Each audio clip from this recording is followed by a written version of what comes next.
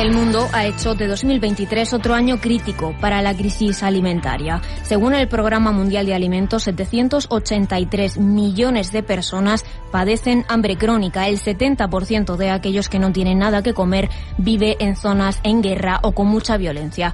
Desde la Organización de las Naciones Unidas para la Alimentación y la Agricultura, Máximo Torero, economista jefe, hace un balance para Radio Nacional de estos 12 meses. Es un año que todavía no se ha logrado romper la inflación alimentaria, o sea, los productos finales, pero es un año también donde los conflictos, lo que está pasando en los países, los nuevos conflictos, sobre todo en África y en el Sahel, han complicado las cosas, y también el problema de Israel en Gaza, ¿no? La directora de emergencias del Programa Mundial de Alimentos, Kyunan Park, habla de la situación en la franja donde malviven 2 millones de personas.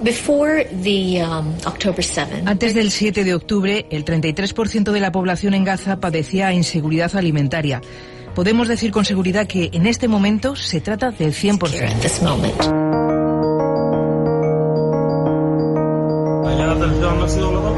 Mientras en Sudán, el ejército y los paramilitares de las fuerzas de apoyo rápido combaten desde abril. Más de 500.000 de refugiados han cruzado al Chad, según la Organización Internacional para las Migraciones. Gran parte de la población sudanesa sigue en su país, a pesar de que la agricultura también está gravemente afectada por el impacto de la guerra. Los alimentos que tenemos ahora son escasos. Tenemos trigo, pero no tenemos medios para molerlo. No tenemos dinero para otros productos, como cebollas o carne, así que no podemos comprarlos.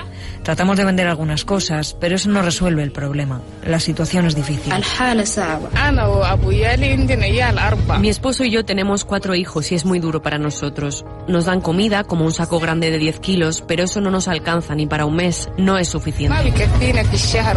La desnutrición agravada por el frágil sistema sanitario genera muchos riesgos, como aumentar las enfermedades o infecciones, pero es un problema que daña no solo a la salud, también al crecimiento de millones de niños. Es algo que ocurre en países como Etiopía, según nos cuenta Inés Lezama, que trabaja para el Fondo de Naciones Unidas para la Infancia y que está basada en este país africano. Según la última encuesta nacional que se realizó en el 2019, antes del conflicto en la parte del norte del país, la encuesta demográfica y de salud, se calcula que un 37% de los menores de 5 años que presentaban un retraso de crecimiento, es decir, que tienen una estatura muy baja para su edad, y el 7% de los menores de 5 años estaban emaciados o tenían una desnutrición aguda, es decir, que estaban demasiado delgados para su estatura.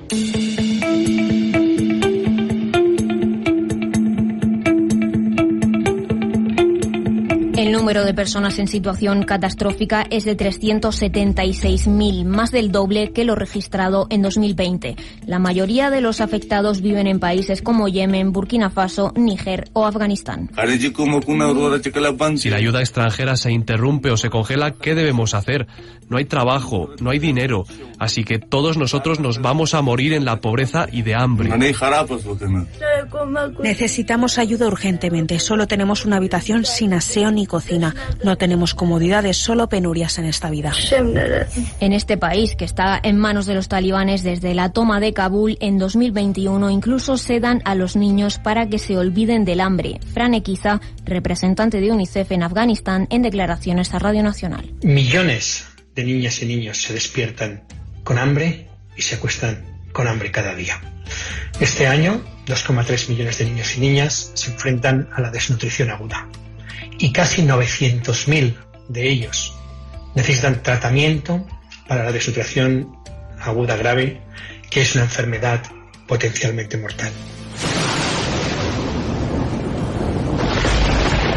Además de que hayan surgido o se hayan reactivado varios conflictos en 2023, también se han registrado numerosos tifones, así como lluvias torrenciales o graves incendios. Máximo Torero, economista jefe de la FAO, explica que la crisis alimentaria no solo existe por las guerras, hay más causas. Tenemos el clima y la frecuencia de eventos climáticos está aumentando, y luego está la recesión económica y el problema de endeudamiento de los países. Los fenómenos meteorológicos extremos acaban con hogares y con hectáreas de cultivos, el medio de subsistencia que permite a las personas a alimentarse. Somalia ya estaba bajo una crisis humanitaria en medio de las amenazas del grupo terrorista Al-Shabaab. Tras sufrir una sequía histórica, la más larga del Cuerno de África, el país soporta ahora los estragos de unas lluvias incesantes. Salimos de nuestra casa por la lluvia y no tenemos un lugar a donde volver.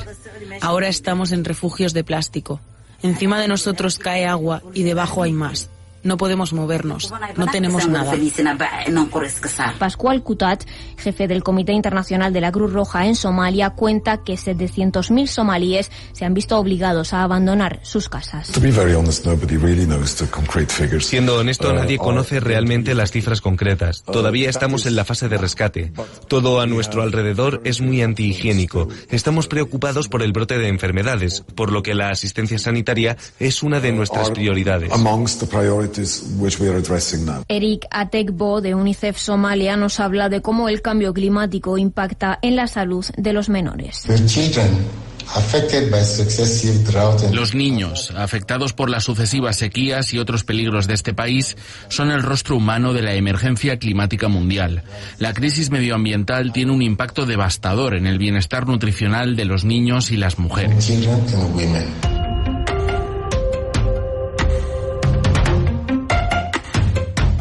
Antonio Guterres, secretario general de Naciones Unidas, en el Día Mundial de la Alimentación lamentaba que el mundo retroceda y pedía voluntad política para que intentemos acercarnos al objetivo del hambre cero. En un mundo de abundancia es indignante que el porcentaje de hambruna aumente cada pocos segundos. Es lo que ya ocurre en países como Sudán, Etiopía, Afganistán, Siria, Yemen o Somalia, y a pesar de lo grande que ya es esta lista, todavía hay más en riesgo de sumarse, como El Salvador, Guatemala, Honduras, Nicaragua o Malawi.